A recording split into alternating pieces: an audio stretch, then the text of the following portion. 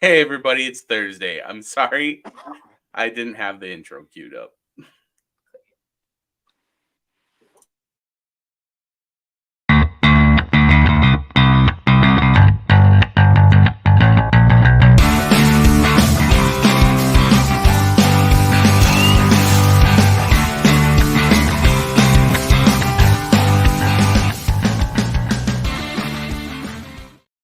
Hey everybody, it's Thursday. Still, And thanks for being with us. I guess it's felt like a long week to me too. So I don't know if that's what's going on over here.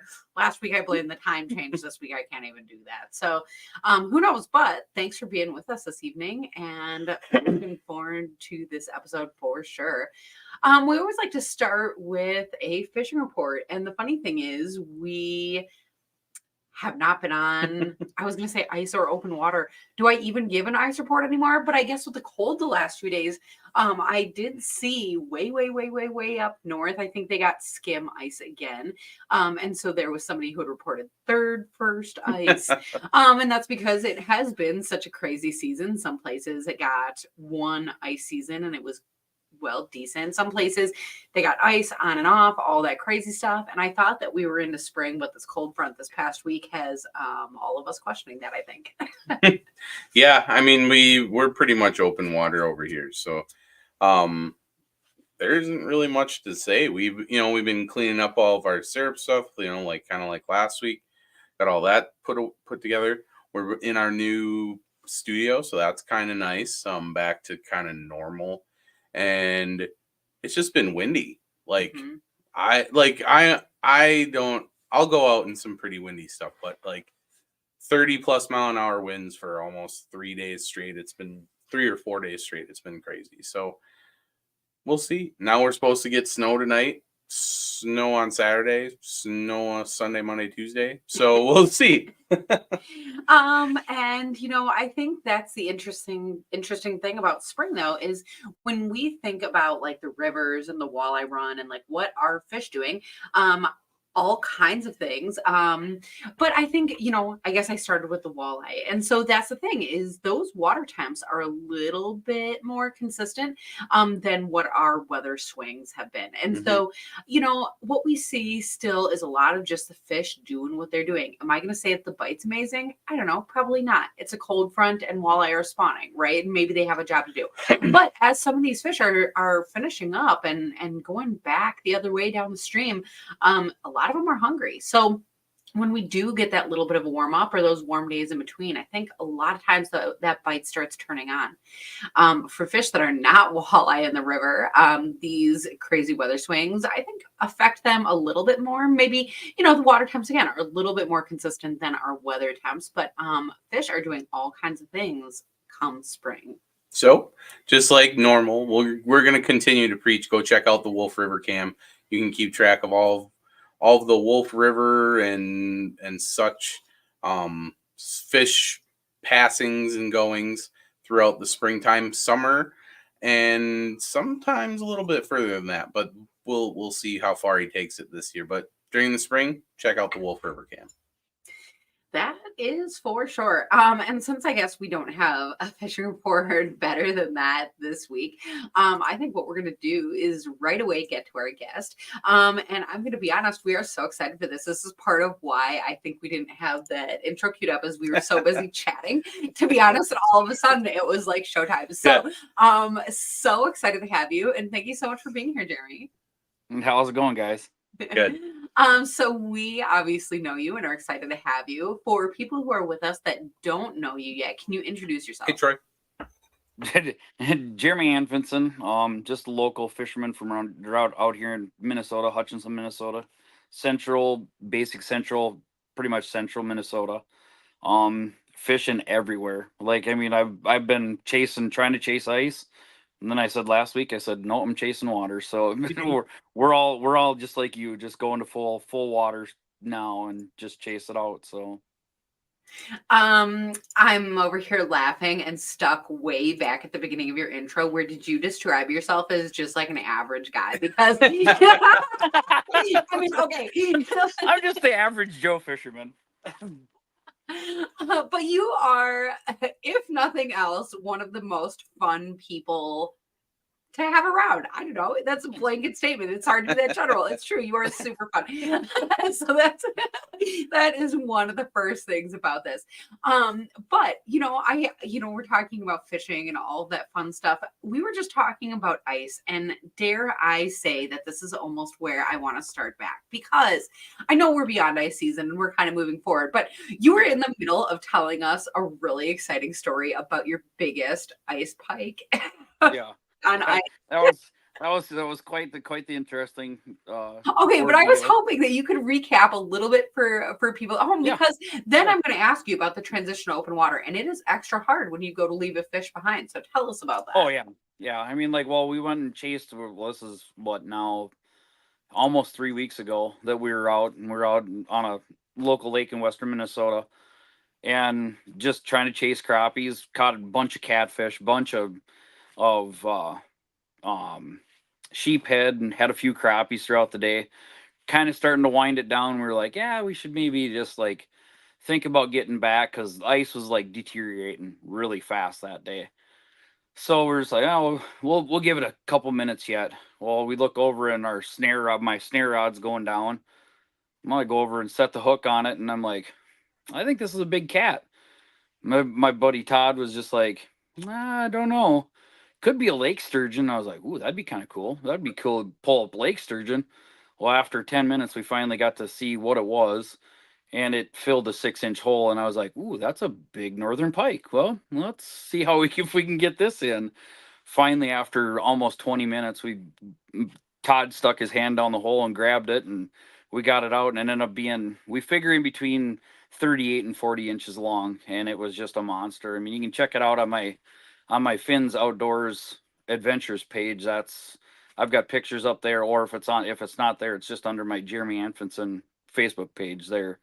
You can see the pictures from that. But yeah, it was quite exciting. I mean, I've caught 38-inch pike before and never thought anything of it. 37, never thought anything. This thing was just extra fat. It had a lot of eggs in it, so it was getting ready to spawn. I'm actually surprised that it wasn't spawned out, because like most of the pike, they spawn out under the ice. So but yeah, it was a quite a quite an interesting ordeal, just to and we did it on 4-pound test too, nonetheless. So Well, and you're talking about, normally those pike will spawn out under the ice, but I mean, this is kind of a really strange season where some people barely got ice at all. And so, a lot of these places, we're seeing open water in places where maybe you were still ice fishing in previous years. So, the other thing that you were talking about on Facebook is this transition to open water.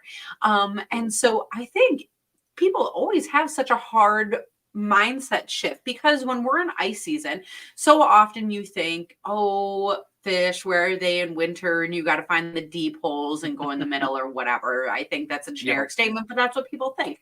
And so then all of a sudden spring comes around and fish are supposed to be like shallow at the shores, right? But there's a whole amount of time where they're kind of like lost in the middle between that. But I think the other thing that you were talking about on Facebook is how to navigate that transition. Yeah. And I mean, for us, like, I mean, if you're out in the boat, it's gonna be kind of a little bit easier to find that transition, right? Where are they at? I mean, now with all the forward facing sonar and everything, you can kind of really decipher stuff. Like, I mean, you can go start out in a hole, and you can work your way in and just kind of scan around and see where they're at. And like right now, some of the lakes that we have you're finding fish in like 12 feet of water to even out into 15, 20 feet of water, but they're starting to make that transition up in. But then you have other lakes that are notorious. As soon as it gets warm enough out, they're a 5-6 foot shallow bay, and them fish are in there. But it's just trying to get them to bite. What's the tactic? What's the secret to make them bite? Throw as much stuff as you can. like I've got some go-tos, but it's hard to try to find out what that transition is. Like, I mean, if them fish are out deeper, yeah, you can throw a little heavier jigs to get down to them. You can, I mean, you can still bobber fish them. You can long line them over the side of the boat too, So I mean, there's different tactics to that. I mean, we'll get into depth more on a lot of them here later. But I mean, it's just once you find them fish, they're schooled up, they're raring to go, they're hungry. They're, you know, because they got to get their feed bag on because spawn's coming for them too. So, you know. Mm-hmm. Well, and the other thing that it seemed like you were kind of hinting at is, those bays, they're warming up and all of that. And so that is what fish are doing this time of year, is looking for that warm water. And so in a lot of cases, it is those shallow areas because that warms up a little bit quicker than those deeper spots. But if you are able to find those shallow areas that are warmer, then that is where fish are going to be pushing towards, even if they're not there yet. Yep. Yeah. And like most of them, I mean, it all just like normal in any normal situation, I guess.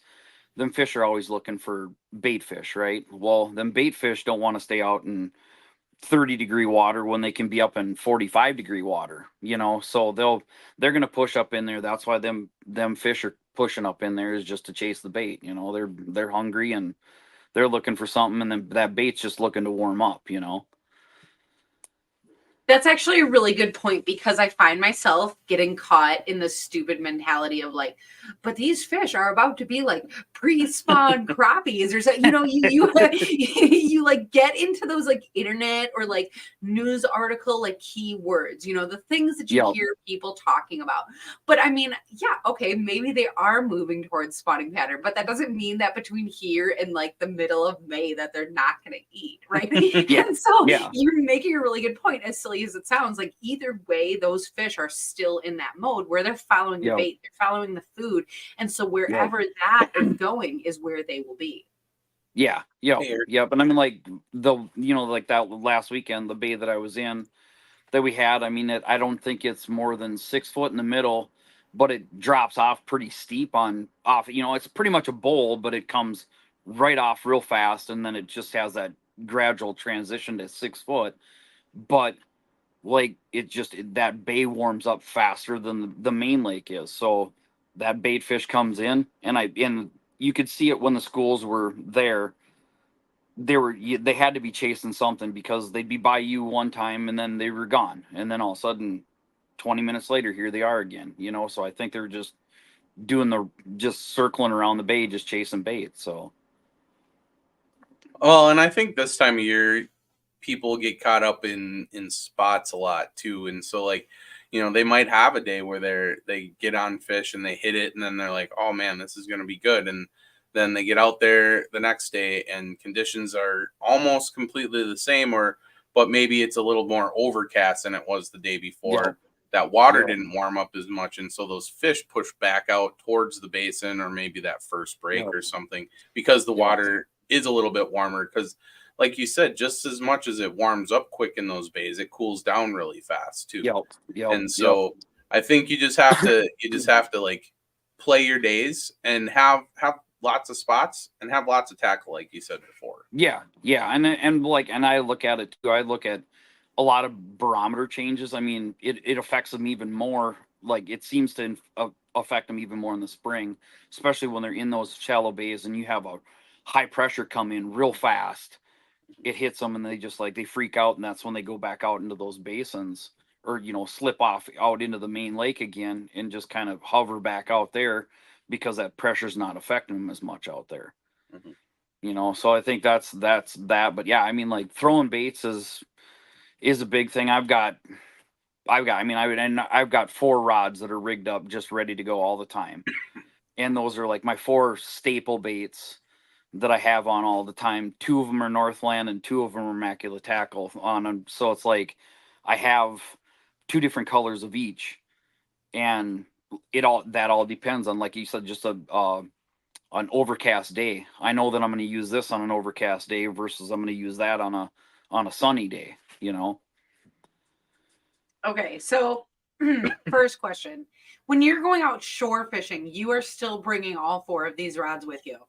Oh yeah. Okay, I won't bring them with me rod to the management. spots, You just carry them with and make it's all good.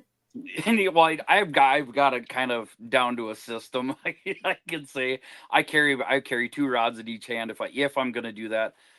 Most of the time, I can just go to us. I've got lakes that I know these work better on this lake and this works better on that lake. But if I can't figure it out, I'll take them 2 rods back to my truck, come back over to the same spot with my other 2 rods and try them. If I can't get them to go on that, now I'm switching baits. Now I'm going to different, is it a different jig head? Is it a flu? Is it, is it some type of plastic? What, you got to start running through it. But most of the time I got a pretty sure thing that I can say that if I can't catch them on this, I don't need to be out there.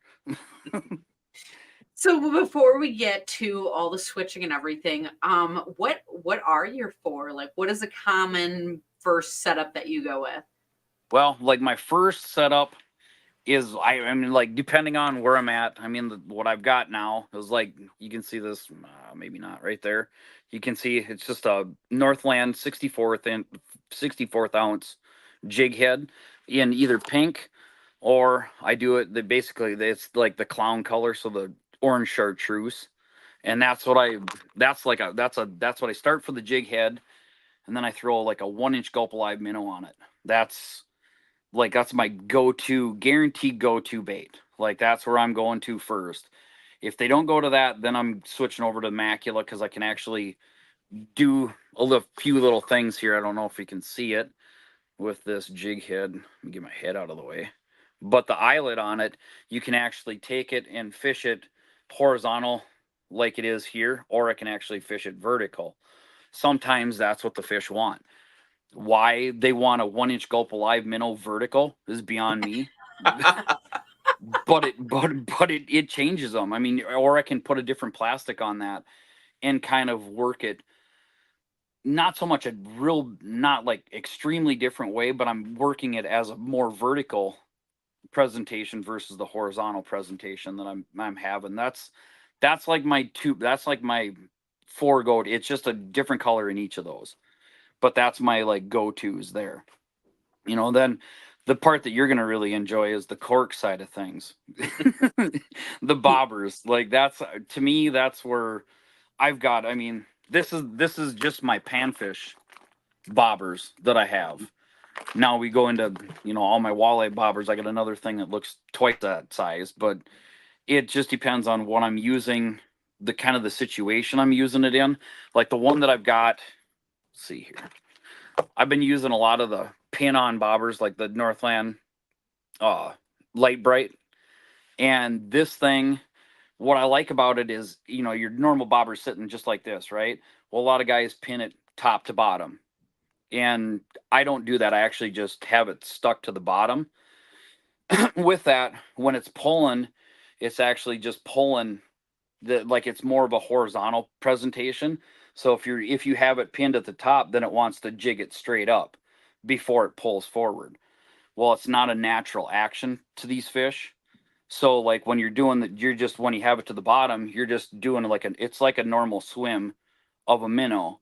And that's what a lot of these fish are responding to. They're just seeing that normal, well, it looks like it's normal bait, so I'm going to eat it.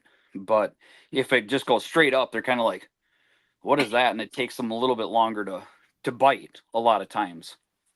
So the first thing I'm going to do is stop you right there, because I'm going to be honest, you and I fish pretty similar. And so I know exactly what you're talking about, but I can almost guarantee you that there are people at home that are like, action on a bobber?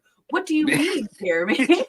And so I know that this sounds really crazy to go over what you just described, but what you are talking about is a situation where bobbers do not need to be just a static float. Is that true? Yeah, I would agree. I mean, like, the nice part with almost all the bobbers that are out there, you can pin them either. I mean, if you're doing a slip bobber, now don't get me wrong, there is a slip bobber situation. Like, now this year is kind of setting up like it's gonna push. Like, I have a feeling we're gonna have a cold, wet spring. That's just my take on it right now. And if that happens, these fish are gonna go out to like deep weed lines. So you're gonna be on 10, 12 foot. Well, you're not gonna pin a bobber and throw that out, because now you got a 10-foot tag under your bobber. You're not going to be able to cast that. So that's where the slip bobber comes into play. And because you have to play in deep water to get them. Now you're doing more of a vertical presentation. But what a lot of these shallow bays, like they're staying right now, and actually I was surprised last weekend with that cold being there on Sunday. I'm like, well, we'll see if they're gonna bite today. They actually bit better on Sunday than I thought they were gonna. I mean, we hammered them on Sunday, but it was a slow presentation. You had to have that. You had to have your bobber the right way, because I had a buddy that was with me, and he's like, "What are you doing different than I'm?" He said, "We have the exact same stuff on." I said, "Take that top of your bobber off. Don't clip it to your line." Well, I've always done it this way. I don't care. That's the only difference between us. Well, he did that, and as soon as he did that, it was just don't, never done. Like he was just like, "Are you kidding me? That makes that big of a difference?" And I'm like, "Yeah, it can." It can. So we are talking about bobbers, and I know that we are going to go back to that conversation, but in the comments, there is a mini conversation going on. So let's let you weigh in. Do you Okay. tie the jig on with a loop knot or a regular knot? I run regular knots on most everything, because I think, like, especially when you're looking at, a jig that's this small, you're I mean, it's easy for, if you have like a loop knot, it's just going to want to dangle and go whatever direction it wants to go.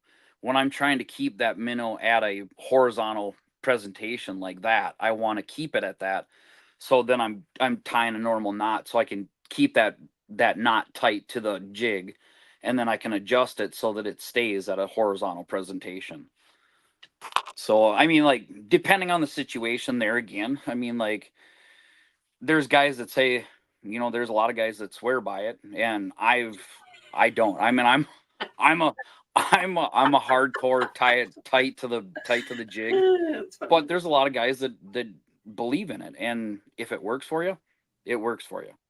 Well, and I think it has a lot more to do with just what you're using, because Yeah, it's where you should know your tackle and how it sits. And I think yeah, that's yeah, where the benefit of just like going through tackle, putting it in the hmm, water, seeing what it looks like, I think, yep, and experimenting with some of this stuff, just like your friend, yep, taking the top of the bobber off. You yep, just need to experiment, because there's sometimes where like I do prefer a fixed knot, but yep, it's very rare for me, just because all of my tackle I have is set for loop, like my loop presentation. And yeah, so yeah, I you know yep, I don't have to switch it as much, because I know that that's how I've set myself up. yeah, And yep, yep, and before I was having hit and miss with some of it, and then when I started using the loop knot, like, it was really good for me, and that's yep. kind of how it's went. But like I said, you gotta just We use got to know your use the tackle box, tackle right? correctly, I guess. Yeah, yep, yep. And I mean, that's a big thing. I mean, it for some guys, they're gonna look at it and maybe they have mixed emotions on both of them, right? I mean, my big thing is if you watch, well, actually, with this rod right here that I've got, I can show you how it's gonna hang. Just with, if you catch a fish, this is probably how it's gonna hang. See if I can get it out of the way here. See if I can get it in my hand, but it's going to hang more vertical, right? Mhm. So you'll see me a lot of times when I'm holding it horizontal, and I'm actually pulling my line back this way towards the back of the jig. Now when it sits, now I'm sitting at a perfectly horizontal presentation. With what I'm doing here, that's what I have to be at Mhm. for the most part. Like I said, there's some days that I have Corey's jigs on the Immaculate Tackle, and I have it vertical, and for whatever reason it works. Like, I don't know if it looks like a wounded fish to them or what, but it does work. So it's kind of, you got to have confidence too in the jigs that you have, what's in your tackle box. Well, and if you don't have confidence, then you have 4 rods, so just switch rods. Yeah, well, that's what I like to do more so. So speaking of rods, what are you using this time of year? Right now, well, this rod that I've got here is JT panhandler. They've got it in a 6'6", 7 foot also. I'm a big 7 foot person just because I'm a taller guy. I can cast further with it. I actually use the JTX Mag Light also. That's been a really good rod, but that I'm using for a little heavier jigs, and I'm straight casting that a lot of times, no bobber, and I'm throwing a bigger plastic. I'm chasing bigger crappies, stuff like that. But for the most part, I love the panhandler just because I can take that bobber off, and you can see this tip just load up huge on it. It doesn't take a whole lot to get that tip to bend over, so I can take a light jig, throw it out pretty good distance, like 30 feet away from the boat, and I can slow reel it and just watch that tip load up and then set the hook. They don't even know you're there. They don't feel that tip load up. So that's what I like about that panhandler, just because you have that versatility, it being an ultralight rod also. That's awesome. You keep looking at me like Well, you're I waiting just for me to. well, so here's a point of contention in our boat. So I'm personally of the belief that using a slightly heavy oversized rod. So I like to actually use a medium light rod when I'm float fishing. Yep. And that's even with my ultralight tackle. And part of that is I think I have better control of action because there isn't so much give. Yeah. Yep. And I think that in certain points, depending on where and how you're fishing, you can get a better cast with it. But the caveat to that is you have to have a big enough reel so it has a big enough gain on it. Yeah. And you have to use super light line. So in the past or some of my rods have like that Sunline X plasma on it. We're trying out the Finn's Wind Tamer this year, both of which have an 8-pound breaking strength but a 1-pound diameter. Oh wow. And so you can really launch a 1/64 with a cork on it super far with that heavier rod. But the downside is if you can't keep your set under control, you start ripping the bait out of the mouths. Yeah. And so Emily prefers to throw stuff on ultralight gear like yourself.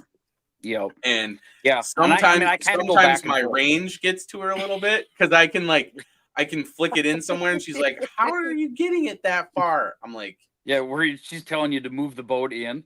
Yeah. Okay, but you're saying that you have 4 rods. That's why I'm teasing you, is because I'm like, dang, I only have 3 rods set up. And it's like, that's only dictated because I only have my rod holder only holds 3. Yeah. And so when there's Josh and a dog and a me and in the boat and it gets crowded, it's like, how many rods can I do? So I go with 3 because that's what I have. But I'm jealous of your 4th rod. But I do really like one of my setups to be a super, super ultralight. And so if that's what they're biting on, sometimes you got to get a little bit closer. Yeah, well, I like it just because for a lot of the situations that I run, like the small shallow bays, there'll be a lot of times I'll throw the same setup that I'm throwing, but they want a nice slow, almost like a death roll with the thing, to where I don't have to pay attention as much. Like if you're using a little heavier rod, you got to kind of pay attention to the bite. You hope that you can feel it. You hope that it doesn't feel you when it hits. Whereas with an ultralight, you have that I wouldn't say versatility, but you have that where it'll suck up whatever that fish is doing, and you can kind of be mindless on it, right? I mean, you can't. You're not definitely feeling it. It's all off. All of a sudden the rod gets kind of heavy, or your reeling starts to get heavy, and you look at your rod and it's half bent over already. You're like, oh, I got a fish on. Geez, maybe I should set the hook. That's where I like the ultralight, just because there are situations where I'll do that, or I'll take that bobber off and then I'll fling that jig out knowing that these fish are only 40 feet from my boat or 30 feet from my boat. And then I can just slow reel and just watch that rod load up. And, I get by with a little more there. But with that being said, my other 2 rods that I have are lights. They're a mag light, so it's a little heavier than what I have because it's got a lot more backbone to it, but yeah, it still has that soft front end to it. So you kind of get the best of both worlds there. Well, and I think if I was going to personally point someone in the direction, if you're thinking about bumping up to a heavier setup for your pan fishing, Yep. I totally agree with you. Like a light rod is gonna change your mind on how you fish. It's Yep. for 50% of your pan fishing, you're gonna be like, why didn't I do this? Why haven't I been Yep. doing this my whole life? And Yep. Yep. it blew my mind how much easier some things are just by bumping up Yep. just a little bit. Yeah. Well, like you said, just the casting of it, Yeah. how much further, because you don't have that huge whip going out there. It's more of a, you're humchucking a bait. Is Yeah. really all you're doing. I mean, it does make a difference. I mean, there are situations that I'll get out on the main lake now. Once the main lake starts, the weed line bite starts going out there, and these fish, and which is usually like that last month before spawn, that it just gets crazy. We're over the top of weed lines, but you got to stay so far away from your boat because they hear every little noise, every little anything, and they scatter. And that's where having that heavier rod does allow you to get out there further, or a longer rod. That's what I'm getting excited about, the JTX Meg Light 7.6. I'm like, Mm-hmm. ooh, now I get 6 inches more rod or 3 inches more from Trolling the rods. from the one. But yeah, I like that. I like, it's just another option that you can have, and Yeah. I have, like I said, I have both. I've ran my Meg medium lights out there Yeah. also, but I just prefer the light or an ultralight, I guess, in Mm-hmm. my rods. So So getting to a few of the comments in the comment section here, all the way up to Bo, where can a person find a JT 7-foot light panhandler rod or any of these other ones that we talked about? To be honest, is some of your shields might have them. Maybe your local yep, bait shops have them. Online definitely has them. If you're looking at the yep, different options, you can go and you can look at all the details and compare and contrast and all of that there. But if you do know one of the pro staffers, get a hold of them because they might have like a yep, little discount or break on shipping or yep, whoever knows. And so reach out to one of those people. Jeremy, I know that you are one of yep, those people and we are as yep, well. Yep. yep. Just reach out. Yeah. As Or the other thing is yeah. you can go to the JT store in Farmington. They've also got Mm-hmm. the Oh my JT gosh, yeah. Outdoor store in Farmington too. So you Yeah, can if you're check out in the the full line. Minnesota area or the Twin Cities area, Yep, definitely stop by the store. They might even yep, let you take a peek in the back and see people spinning their odds up. So yeah, yeah. Next question in the comments we had Troy. So he was talking or we were talking about rods. Now he's thinking lines. So what are your thoughts on using a nano braid and a fluorocarbon leader? That's actually that's actually my where I'm kind of transitioning to now, just to try it more. Only because now you can, I mean, you feel the bite a lot more having some type of a braid line on there, so I use like in my normal fishing, like walleyes and everything else, I usually run like an 8 or 10 pound braid. Well, I'm gonna go run like a 6 pound suffix braid now is what I'm gonna run, and then I'll run a fluorocarbon leader out off of that, and I can still do all my bobber stuff and everything there. So it's gonna be a transition for me to go that way. But right now I normally use just mono, a lot of mono is what I use in just 4 pound test, because I'm like, I'm not horsing in a giant. I mean, it's not that you can't pull in a 40-inch northern on 4 pound test, you can. It's just you got to finesse everything a lot more, right?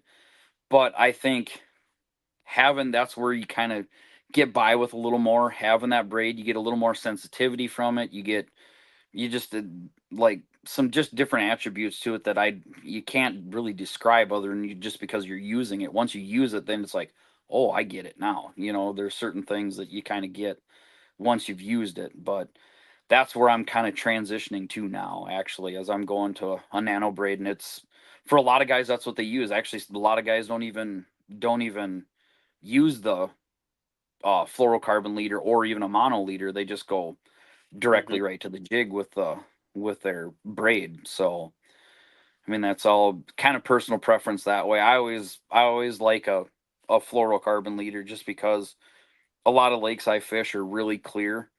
So I don't want anything to kind of disturb what's going, I want it to look like a natural fall or a minnow, and I don't want them to look in, oh, what's this thing hanging down from? Mm-hmm.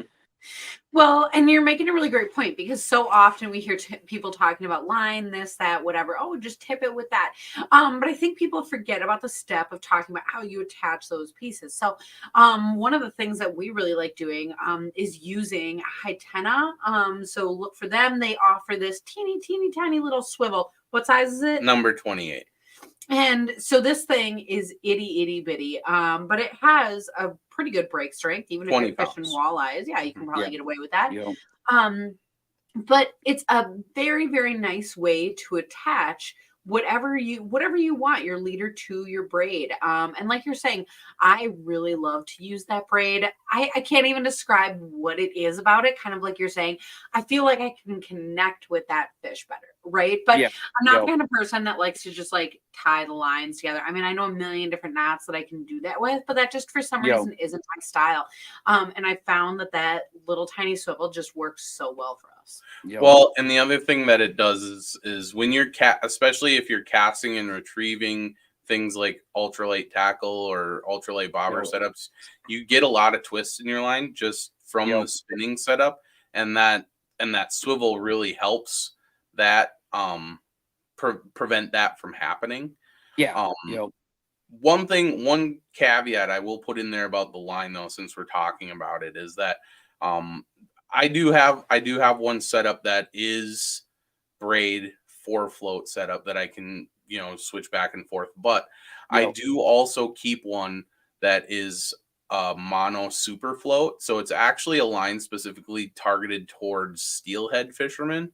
Oh, It's okay. Yeah. also a Sunline product. It's like I'm almost positive it's called like Sunline Super Float X or something like that. It's a high vis line, which if you're a pan fisherman, if you're not fishing high vis line, you probably should be, because you'll catch you'll do like 10% better just because you can see some of that line jump. Yeah. Yeah. And I think that's where some of our tendency to use a leader too, just because then we can keep high vis on our rods. But Yeah. the one thing when you're float fishing and you're using a mono line, it doesn't have to be super float. I just prefer it because it takes a lot longer for it to saturate with water. Yeah. But that mono floats, and so it's not pulling your bobber. When you go to set the hook, it's not pulling your bobber down and then up. Your line is coming off the top of the water like it should. And Yeah. with Yep. braid no matter what kind it is, if it's an extruded or if it's an actual braid, it all line sucks up water at some point, Yep. and it'll Yep. sink down, and then that sinks faster. And so Yep. if you're having to let your line sit for a long time and your line starts sinking and then you're having a hard time connecting with fish, you might want to try, putting some mono on there. Even if you're Yeah. out on the water, just put on like 10 yards, because that's Yep. 30 feet plus plus whatever your leader is. That's usually plenty to get you Yeah. out to those spring spots. And two, like with what I've kind of found too, and that's kind of why I lean to the mono side of things sometimes too, is just your regular mono has that float, and then with you couple that with the jigs that you're using, so now instead of it coming down so fast, that jig coming down in front of that fish so fast, and it kind of freaks them out. You'll actually watch these fish in the wintertime when stuff comes down in front of them so fast, you'll actually see them like back up, like they get that whoa factor going on. Yeah. But when you do I gotta believe that it happens the same way, because I can throw mono and I've had guys right next to me throwing braid and full braid, and it falls at a different rate, and way mine is just coming down kind of lackadaisical in front of them. I think kind of intrigues them a little bit to like, oh, what was that? Where they kind of want to come in and investigate a little more. And then they're like, okay, yeah, that's what I want to eat. And just bam, they're there. So I think, each line has its time and its place, right? I mean, like, I think early off, cold water, if you're going into these bays, I think having a mono leader, if you're going to run braid, I think mono leader is a better way to go, just because these fish are so kind of lethargic. So you want something that's going to come down in front of them slow. But when they do hit, they're just smashing it, so they're kind of cautious coming into it. But man, when they decide to eat, there is no doubt in your mind that that's a crappie or that's a sunfish. I mean, they're pulling it 6-8 inches under the water like that, and it's gone. There's no, oh yeah, you can, or like I run bobbers so light and just kind of obnoxiously to the point where they're harder to cast. But I can see the finest, lightest bite on them, and you'll kind of see your bobber just jiggle a little bit, and then all of a sudden it's gone. You're like, what the hell? Like, what happened there? Like, this fish came in, kind of wanted it, played with it for a little bit, and then said, no, that's what I want to eat. But most of them come up, and it's just 6-8 inches under the water, gone. And it's like, well, they're there, So I think that's where, like I said, I mean, I think the line kind of depends on the situation, like once it starts warming up, I think you can go a faster jig because they're more aggressive, you know. So that's where I think, now you can go into your fluorocarbons or go and do a straight braid or something like that too. So You're talking about, the fall rate and that the little bit slower sometimes gets you that bite. And I mean, that's bringing up a really great point that sometimes we talk about in winter is that if you use a jig too heavy, I mean, it might float right past that fish, like rocketing to the bottom, But I mean, the other thing is like what in nature falls that fast through the water column that they would be eating? Like yeah, nothing that I can be thinking of. nothing that I know of. So, and that's like, I mean, maybe they have an instinct like, ooh, what's that? If they're really really swimming around, really crazy, like if it's a sparkly bait or something, they might chase after it or like in defense or something. But I mean, you're making a really great point because this is almost coming full circle. The beginning, you were talking about the jigs that you're using at the end of this line is a 64th, so that's like that's like, I mean, some people they go out there and they're like, man, the 32nd is the smallest I ever use. And like, that's cool. I'm not judging that either. But when you come down to a 64th and you were trying to show us that jig on the camera, it is really super small. But I mean, sometimes that's great. I mean, there's plenty of hook setting power there. It's not that small is bad, but it's that fall rate is so super slow. And I think that's a lot more natural compared to the other things that they might be eating in that ecosystem. So just really great point that you're making. Yep. And I mean, like, and two, like, even with that, if you want to go even further into that, once you start getting into that, now we're into the transition of where they are going to start setting up onto beds, like crappies especially. They really get to the point where they get really defensive. So they're outside of their bed swimming around and just like, cruising around trying to be the macho man saying, you need to stay away from my area. But when you go and throw a jig that falls fast in front of them, they don't do anything to it because they're like, well, I just fell to the bottom of the lake. Well, we don't really care about that. Now, if you take like a bigger plastic, but just put a bare hook through it, so you're really throwing is that plastic. Now that slow fall rate coming down, and it's just so slow that it's like it's deathly slow for guys that are aggressive fishermen. You can't do this. It's almost impossible for you to do this. But if you can be that patient and it's even more fun when you're on a clear lake, but you see that bait just slowly going down in front of them, then they come charging up to it and they'll stare at it, but they're a foot underneath this thing, looking up at it going, okay, what is this? And it gets down to almost where it's like, okay, now I got to do something about it. It's getting too close to my bed. And then you just come over and smoke it.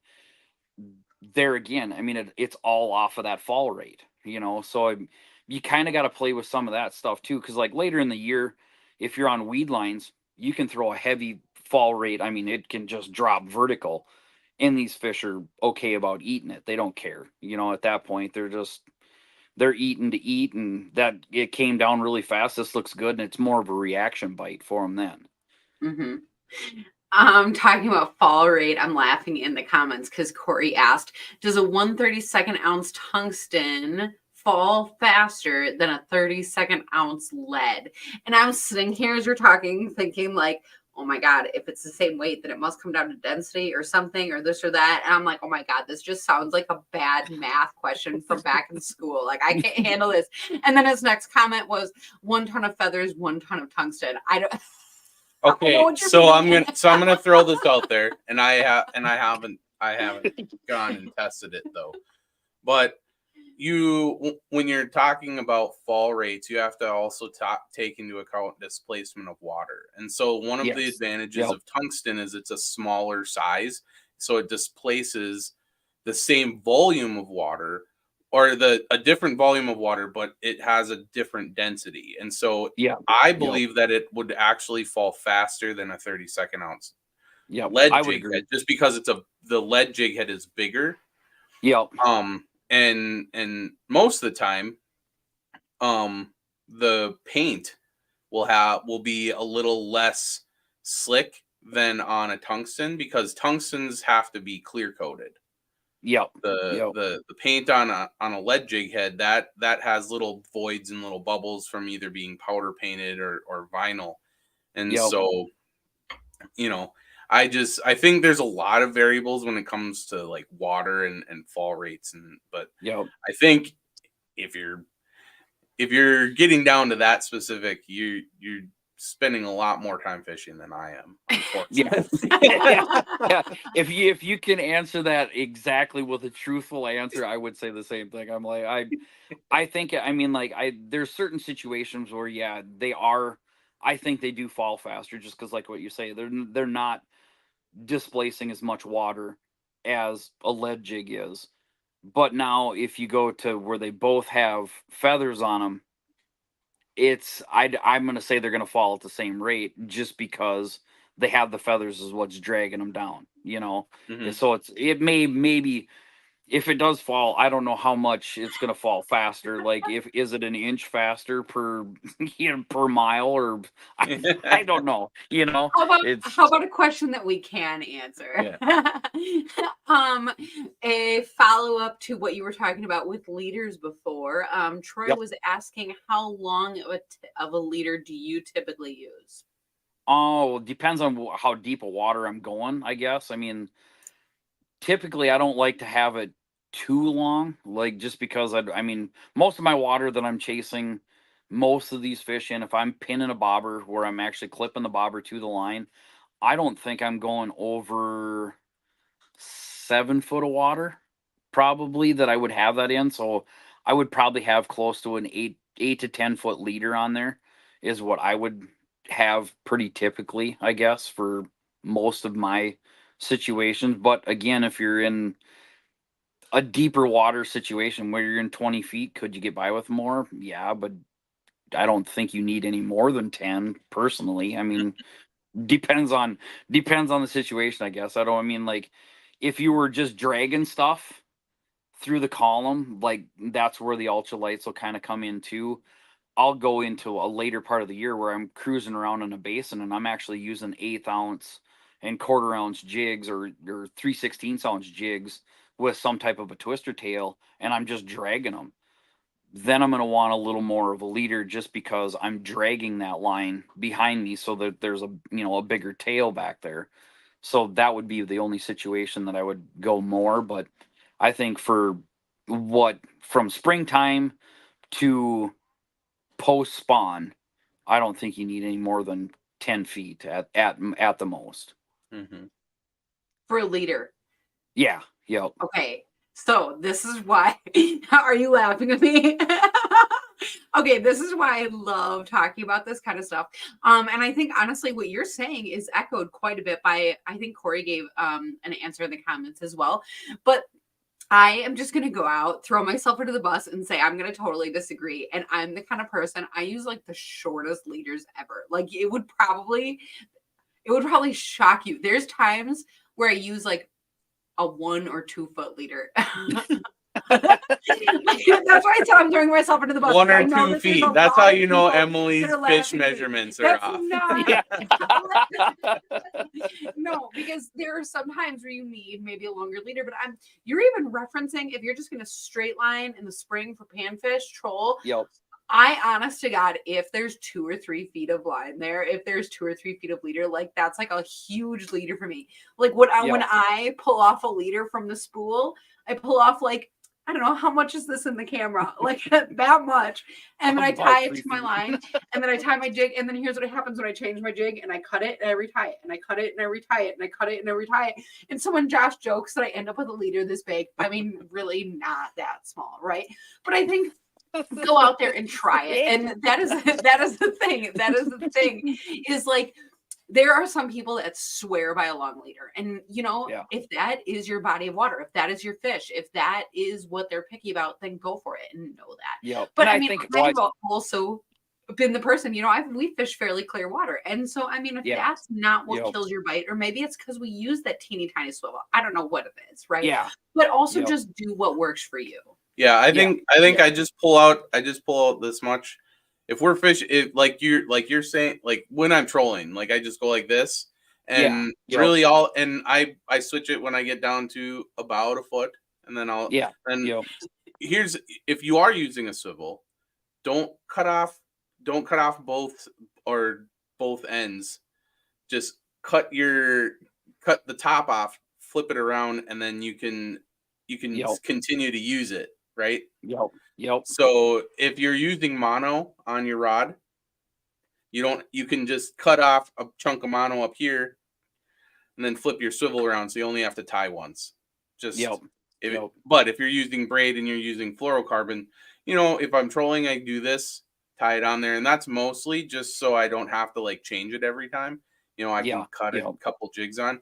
In the springtime, I end up just doing like 2 jigs per leader. It's maybe a foot or two. If you're fishing 3 feet of water, you only need a foot of leader. Yeah. And so you might end up tying, if your jig doesn't work, you might end up tying a new leader on every time. For us, if you're using that braid situation. Yeah. So And it's again, all like it's you all said, dependent on how and where you're fishing.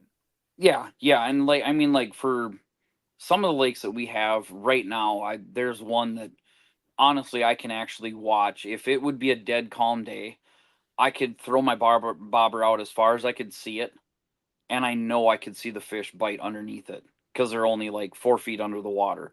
You can see the crappies like when they roll on it. You'll see that flash under your bobber because they're that gin clear. That's where I need a longer leader. Just and depending on, am I going to be in a lake that's I've got a lot of northern in and stuff like that too. So I'm going to probably tie a longer leader on just so I don't have to. I know that this northern's going to bite off, or I'm going to get bit off probably 4 times today just because of northerns. So then I don't have to keep on running back, putting new leaders on every time I get hit by a northern. So that's why I'll run a little bit longer that way too. But plus, it's some of the water that I'm running is so gin clear that I have to have that be clear all the way down there. Otherwise, it just we've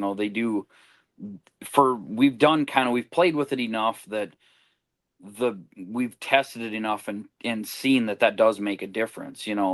But depending on species, I mean, I go out and bass fish all summer long, and I'm throwing braid almost all summer long, and bass don't care. You can be gin clear water, and they're just like, yeah, that looks like something I'm gonna eat, and they go for it. So panfish are just a whole different monster when it comes to that. I do think in some situations it works, and in some situations it really doesn't matter. Like they just, if they're that hungry and they're that aggressive, it doesn't matter. Like you could throw anything at them. Oh, if I know anything about this conversation, it has me excited for spring. Yeah. So Troy's asking one more question here before we close down. If he's using 6-pound braid, what size fluorocarbon should he use? So Corey's been giving some awesome answers. He says 4 pounds. I think I'd probably agree with that. Yep, I would for sure. I don't really run much more than 4 pounds for panfish all season, no matter what I'm doing as far as a fluorocarbon Yeah. leader. Yeah. I don't Um, think I've gone more than that. I mean, just because there's so much, like in mono, especially, you're really like you go up to 6 pound test, it's another almost 3 thousandths in diameter bigger. So there isn't really that much of a gain. And most panfish you're going to catch, if you're having problems breaking off on 4 pound test, well, you need to go and replace the line that you've had on your reel for the last 10 years, because that's the only way 4 pound test is breaking. Like, I mean, other than when I'm constantly boat flipping fish, Yeah. and if you're constantly you're flipping 13, 14 inch crappies or 12-inch crappies, at some point your jig's going to wear through that knot. But that's where, kind of like what you're talking about, using the loop knot, you might not have that problem. So I've gotten to the point. I like the puzzle, and I like Yeah. the initial setting of the hook. But I've gotten to the point in my fishing. I guess I'm starting to get old. I pinch all my barbs and I net all my Okay. fish. Okay. I'm not. I know fish are there, right? Because you just caught one, so I don't have the same need to have to like keep chucking it out there as fast. Yeah. Um, Yeah. and I think I've fallen a lot more in love with just the whole technical side of fishing, all of the way tackle works and how to find fish, and just like Yeah. the whole puzzle of it has Yeah. really gotten to me. And I love catching fish, but if I lose one at the boat, even if it's a monster, it's still in the water. Just have to Yeah. figure out how to catch it again. Yeah, right. I mean, that's me too. I mean, like we said before, the tug is the drug, and that's what I'm after. And having, like, I boat. That's why I think why I probably boat flip most of my fish. I mean, because I'm like, well, if it comes off, it comes off, no big deal. It's still in the water, like you said, it's still in the water. I can still try to catch it again. Yeah. Yep. You guys get a net. Oh my gosh, that's so funny. So here is the terrible thing is we have now been chatting for an hour and I feel like it's been about 10 minutes. I was just gonna say the same thing. And I feel like we just barely got started. So we're gonna have you on again someday sooner than not. Yeah. Because I think it's been a while. But I was also gonna say I feel like we have really, we say this every time, but we have really got to fish together this open water season. Yeah. So let us know when you're available, because I know family definitely. life is hard, but we're gonna make it there. Yeah, we'll make it over. I mean, when you guys get back into Minnesota too, I mean, if you guys are around, or if you're going to be around, let me know. I mean, I know I've got some fishing tournaments coming up through the weekends as far as our local league goes for bass and whatnot. So, I mean, if I can work around those and we can get together, let's hook up and have some fun. It is worth its Sweet. own special trip. I will drive there just for that. But for people who want to continue to follow along on all of your adventures and things that you're doing and all that, how do people find you? Facebook, my now side page that I've been doing, just because I was getting some grief on my main page. I actually went off and did a Finn Outdoors Adventures page that I have, and I do all my hunting and fishing off of that page. And then just my normal Jeremy Anfinson on Facebook, or Finn_fishy on Instagram. You can follow me on there too. So Cool. Perfect. And other than that, we are looking forward to, I guess, watching how you're doing in all of your tournaments and fishing and fun stuff. And we are hopefully going to report on that as well when we come and fish with you hopefully this year sometime. It'd be a blast, that's for sure. Yeah. And thanks so much for being here to talk with us tonight. Thanks, guys. Yeah, and to the people at home, thank you guys for being here as well, because this is always a huge amount of the fun, and we love your questions and comments and things along the way. And if we don't see you before then, we'll see you on next week's episode of The Night Bite. Night, everybody.